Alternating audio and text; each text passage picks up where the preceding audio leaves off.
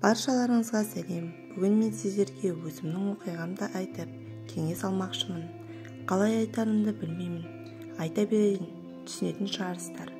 9 жыл отбасы болып жатырғанымызға, сол уақыт арасында адал болдым деп айта алмаймын. Әйелім білмегенде еді ол кезде. Міне осы жылы жаңа жылда біліп қойды. Корпоративке әйелдерімен келіңдер деген соң ертіп барған едім. Өзі ондай жиындарды ұната бермейді. Әрең келді. Мүмкін сезгенде болар. Мен қатты мас болып кетіппін. Дүпіл болып есімде ештеңе жоқ. Жұмысында есімде әйел бар еді. Ажырасқан, баласы да жоқ.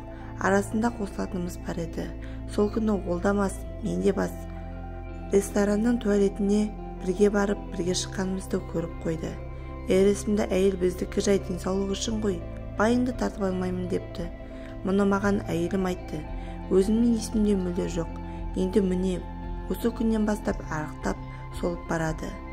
Бұрынғы шақылдап қырып жіберетін әйелім тып-тыныш, не үй тірлігіне салғырт, не балаларға да қарамайды.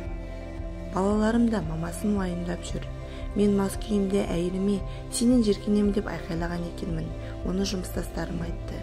9 жылда алмаған заттарымды бір айда үйімнің алдына әкеліп қойдым. Ешқайсына да шын қуана алмады. Алтын тепте әпердім. Оны ломбардқа өткізген неке жүзігімізде бар еді. Оны да жаңадан алдым. Өзімде тағып жүрмін. Бірақ бұрынғы дарақы күлетін, шақылдап ұрысып, бала-шағаммен қыдырып алатын әйелімді сағындым. Кешірдім дегенмен, бірақ басқа адам болып кетті. Көз алдында сөніп барады. Адал болу қиын емес. Нәпсіңді тыйып барыңа шүкіршілік ету қиын. Ақша көбейген сайын әйелімді маған міндет секілді қабылдайтынмын. Оным қате болыпты. Енді міне бар қателігімді кеш түсініппін. Не істерімді білмеймін. Ақыл кеңестеріңізді төменге жаза өтсеңіздер.